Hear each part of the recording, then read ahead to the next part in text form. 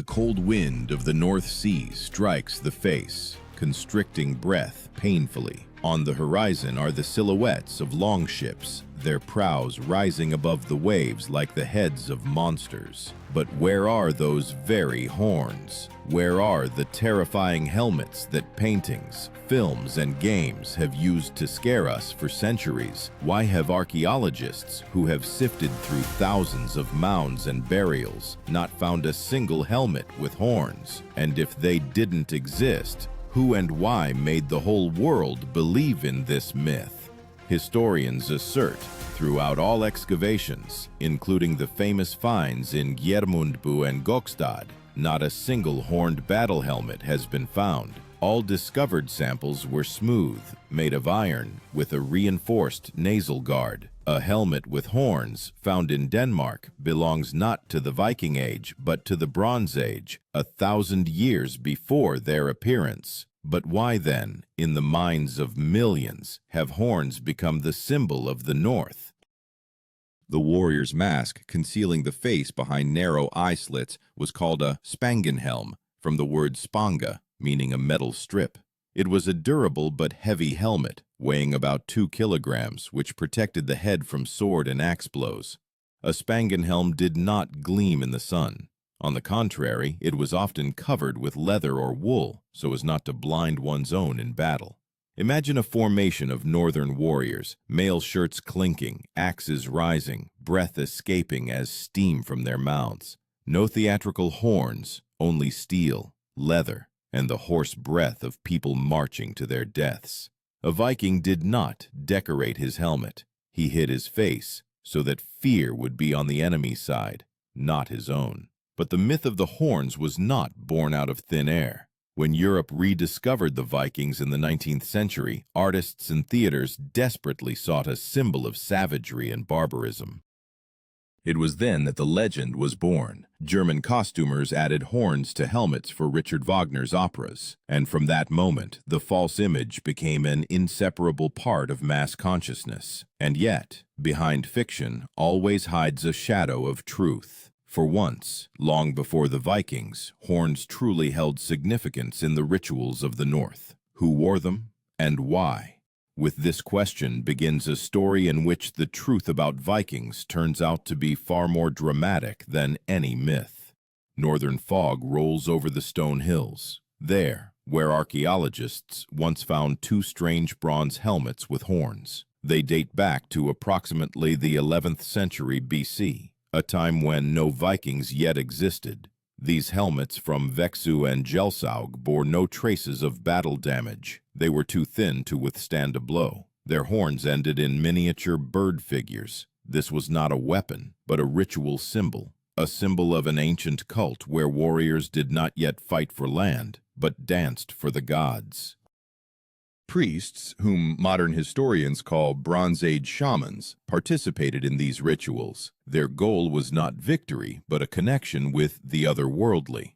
It was from here that the most ancient archetype was born, the horned man, a mediator between the world of the living and the dead. His image was preserved in rock carvings, where people with horns stand next to sun disks. This symbol signified power, fertility, and the authority of nature. And it was from here, millennia later, that 19th century artists, without understanding the context, borrowed the motif of horns, attributing it to the Vikings. The word berserk later became synonymous with insane fury, but in its original sense it means one who wears a bearskin. Berserkers fought without armor. Their skin was their armor. Contemporaries believed that these warriors fell into a battle frenzy, similar to a trance.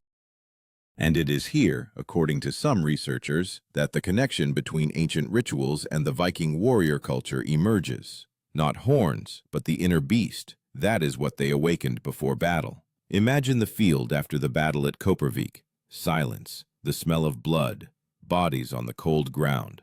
On them, simple iron helmets, mail shirts, wooden shields, not a single horn, only rough practicality and the experience of sailors who knew that every superfluous detail was a chance to perish. Horns could get caught on branches in the forest, break in a fight, or hinder wearing a hood or mailcoif. In real combat, this would have been foolish and dangerous. The helmets found in German Boo were constructed from 4 iron plates, joined by overlapping strips. At the bottom was an iron ring, to which a mask and the neck guard were attached. This type of protection was called a domed helmet. It was expensive. Only jarls and kings could afford it. Most warriors went into battle without helmets, covering their heads with wool caps. Archaeologists estimated that for every 100 Viking Age burials found, there was only 1 helmet. This indicates not poverty, but a priority for mobility and speed. According to Anglo-Saxon chronicles, Vikings often landed suddenly, attacking from the sea in a matter of minutes. Their strength lay in maneuver, in the fear they instilled, not in theatrical appearance. And fear does not need horns. It lives in the silence before the strike, in the glint of iron under a gray sky, in the rumble of drums that sounded when the longships touched the shore. Archaeologists note that ceremonial horns did exist, but not on helmets, rather in their hands. A horn, or lure, was used as a musical instrument to summon warriors. Its sound was drawn out, low, almost bestial. Perhaps it was this hum, once heard by Viking enemies before an attack, that gave rise to the legend of horned helmets, a rumor transformed into an image by time.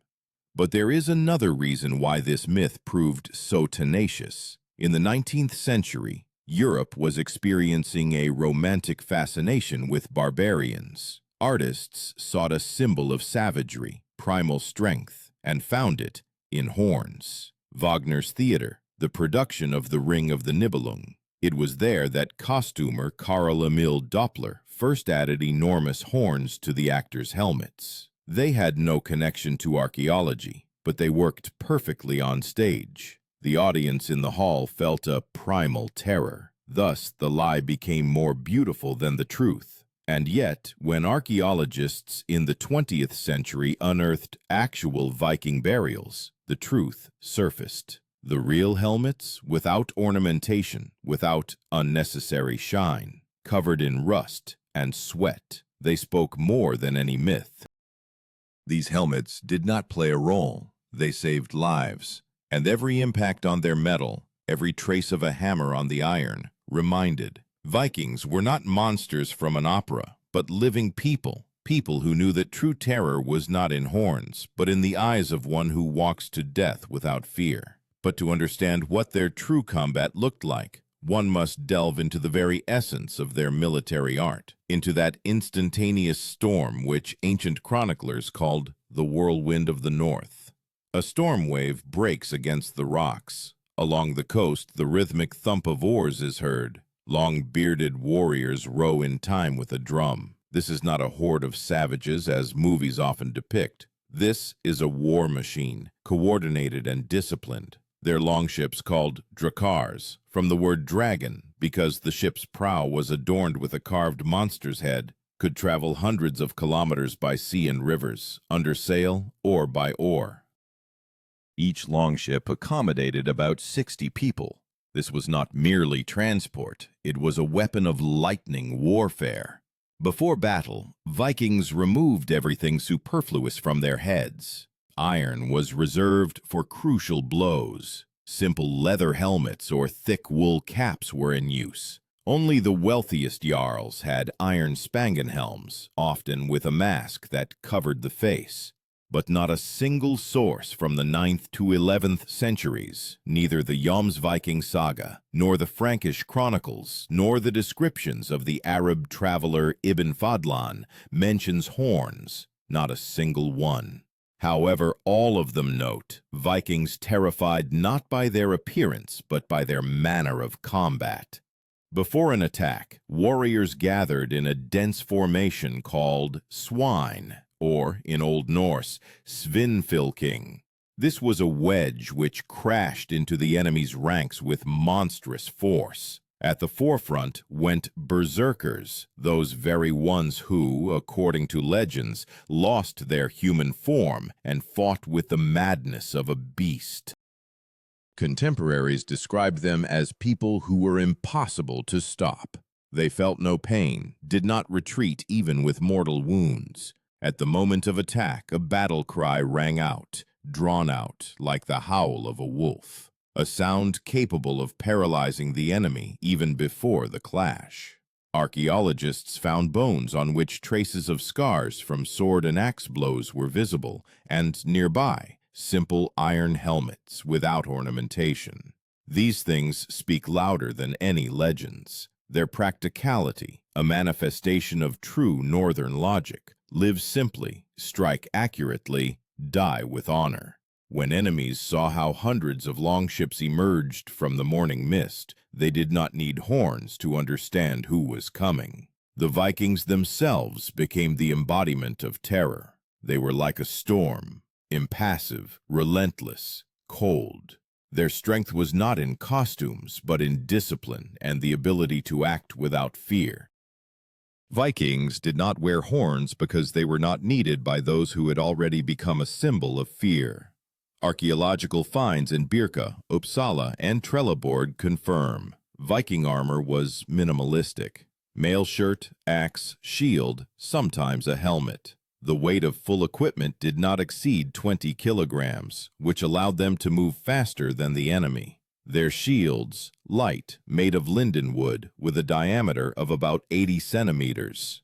Their swords, short, balanced, often with the inscription Ulfbert, a master's mark, forged from Frankish steel. Frankish chronicles state that when Vikings went into battle, they laughed, as if at death. One scribe recorded, "They sang before battle as if a feast was beginning." This state was called Othrorir, literally Odin's intoxication. It meant not madness, but a fusion with the spirit of war. For such warriors, horns would not be a symbol of strength, but an interfering burden. Nevertheless, horns were present after all, but in a completely different place, in longhouses where feasts were held after battle. From them, mead and ale were drunk, raising toasts to the fallen. These horns were called mead horns, a horn for mead. It was precisely these that later became a source of confusion for 19th century romantics. A horn from which they drank transformed into a horn that was supposedly worn. All of this speaks to how easily humanity confuses symbol with reality. The horned helmet became an icon because it is convenient for the imagination. But a real Viking, standing on deck in the pouring rain, with a face scorched by the wind, did not need decorations. His eyes were more terrifying than any horns. And yet there is something that makes this legend deeper. For if there were no horned helmets, why did the myth not disappear even after archaeological revelations? Why do thousands of people still see in them a symbol of courage and savagery, although the truth lies in humble iron and cold determination? The answer lies not in history, but in human memory, in how we choose to view the past. Hundreds of years after the last northern kings laid down their arms, the image of the Viking did not die. It changed, becoming a legend, and a legend, as is known, lives longer than truth. When Europe experienced a romantic surge in the 19th century, the attention of historians, artists, and poets turned to the past. The North once again came into vogue, cold, harsh, barbaric.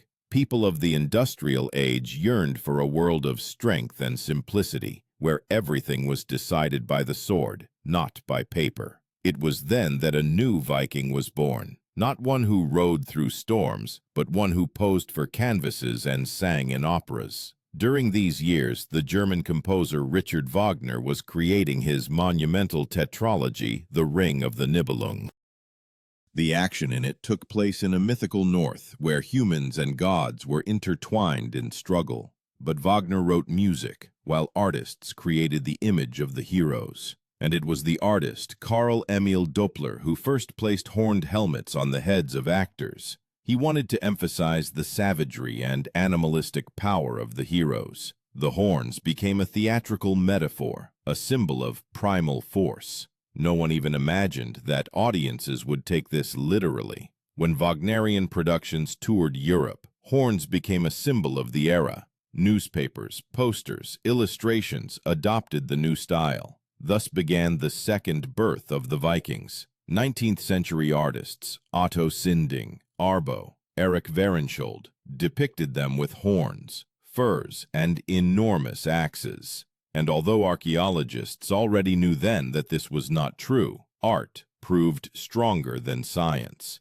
Romanticism demanded heroes with a legend, not people in mail shirts.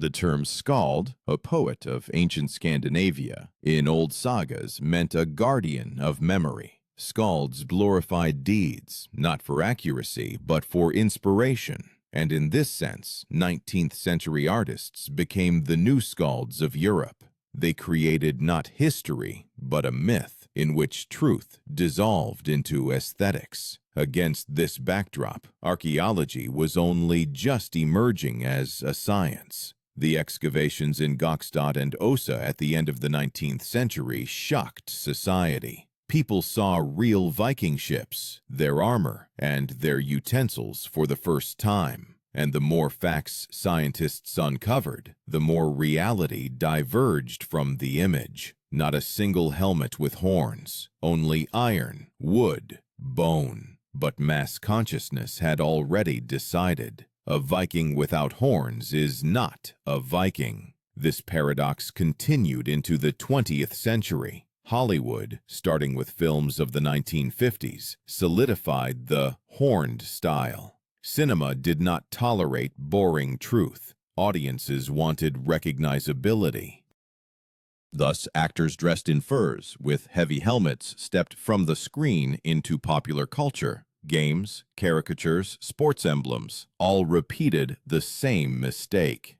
But the paradox is that this image, born of the theater, unwittingly became a reflection of the true spirit of the Vikings. They were indeed wild, but not outwardly, inwardly. Their strength lay in their determination. Modern historians, such as Neil Price and Leslie Webster, note, the myth of the horns became a symbol of defiance. People see in it not archaeology, but character.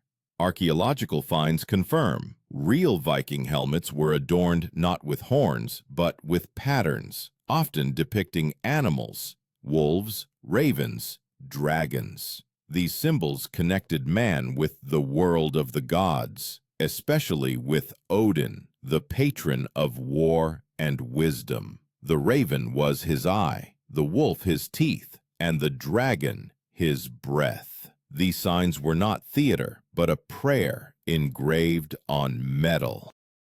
One could say that horns are a metaphor that got out of control. What was meant to denote animalistic strength of spirit became a physical adornment, and this reflects the eternal human tendency to see the external instead of the internal. We believe in horns because they are understandable. They give form to fear. And the fearlessness that hid behind real helmets is too simple. It has no decorations. When 20th century archaeologists began publicly disproving this myth, society no longer wanted to listen. Newspapers wrote, "Scientists are destroying a dream." Thus, truth lost again. But this defeat was not in vain, for behind every myth about Vikings always stood one truth: a person who chooses risk, cold, and storm instead of peace. And therefore horns are merely a mirror, reflecting the very energy that drove them to sea. And there, in the icy waves, they found not glory, but a test. And everyone who survived understood. True armor is not on the head, but in the heart. The sea hums beneath the keel. Waves crash against the prow of the longship. The air smells of salt and iron. This is a real scene from the lives of those called sea wolves. Vikings embarked on expeditions not for symbols, but for survival. Their lands were harsh, short summers, stony fields, hungry winters. Therefore, they sought their fate at sea, where every storm could be their last. And it was precisely this that made them stronger than any enemy. They did not need horns to inspire fear. Fear emanated from their very determination. Historians note that in the 9th through 11th centuries, Vikings undertook thousands of expeditions. From the shores of England to Constantinople, they landed with lightning precision: strike, plunder, retreat. Their strength lay in speed and coordination. A single ship could cover over 100 kilometers in a day if the wind was favorable. But something else was more important. They were masters of deception. Feigned retreats, night raids, sudden river crossings. Their enemies often did not understand whence the blow had struck. Before setting out to sea, special rituals were performed. At sunset, warriors cast a drop of animal blood into the water to appease the spirits of the sea. Then a bonfire was lit on the shore, where a skald sang of those who had not returned. These songs called not for glory, but for remembrance.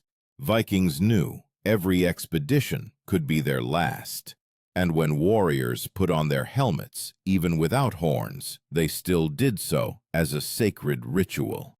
Archaeological finds from Birka and Ladoga confirm Viking equipment was characterized by utilitarianism. A mail shirt weighed about 10 kilograms, a sword 1.5, a helmet about 2. A lindenwood shield was light, yet strong enough to deflect an axe blow. And the axe, in turn, was their main weapon, not a knight's sword, but a tool of daily life, adapted for combat. Vikings called it breiðoks, a broad axe.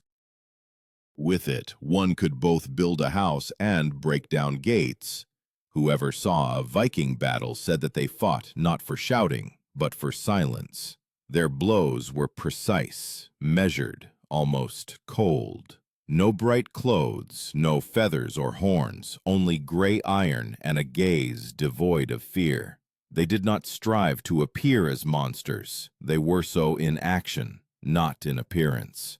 Contemporaries wrote that Vikings often fought without helmets at all. Iron was rare, and wearing a helmet was considered a privilege. One who had a helmet became a pillar in battle, the center of the formation. Such fighters were called huskarls, the king's bodyguards. They held the line while others surrounded the enemy. It was their helmets with cruciform overlays that archaeologists later found, and not one of them had horns. One Anglo-Saxon chronicle description states, "They looked like wolves whose eyes gleam in the night." This was an image not of adornment, but of an internal state. Modern historians call this the fear effect, a psychological weapon wielded by the northern warriors. Their strength lay not in appearing frightening, but in being so in essence. In humanity's cultural memory, horns have always symbolized power, strength, and divine fury. But for the Vikings, the symbol of power was not a horned helmet at all, but Thor's hammer, a sign of protection and thunder. This amulet was worn around the neck, not on the head. It meant strength is not in appearance, but in the belief that the thunder god walks alongside. And yet the paradox remained. A millennium later, humanity remembered not these amulets, not real helmets, but fabricated horns. Because horns are easy to draw, but inner determination is not. It is not visible on canvas. It cannot be sold as a souvenir. Therefore, the myth won. But every helmet found by an archaeologist covered in rust is a challenge to the legend. It whispers the truth, softly, like a wave against the shore. We were different. Perhaps this is precisely what makes the history of the Vikings great. They do not need adornments to remain a symbol of bravery. Their real horns are the sound of wind in the sails, the rumble of drums in a storm, the cry of gulls over a charred shore. And in each of these sounds, not a myth, but a living force that neither time nor theater can erase. But before understanding why this myth has not disappeared, even in the 21st century, one must look deeper, into human nature, into that very yearning for legend that is stronger than any proof. Why then, despite all the excavations, museum exhibitions, and scientific books, do millions of people still believe that Vikings wore horned helmets? The answer is simple and terrifying. Myth is more convenient than truth. Truth is harsh, cold, without romance. But myth warms, even if it is false. People want to see heroes, not sailors freezing in the rain.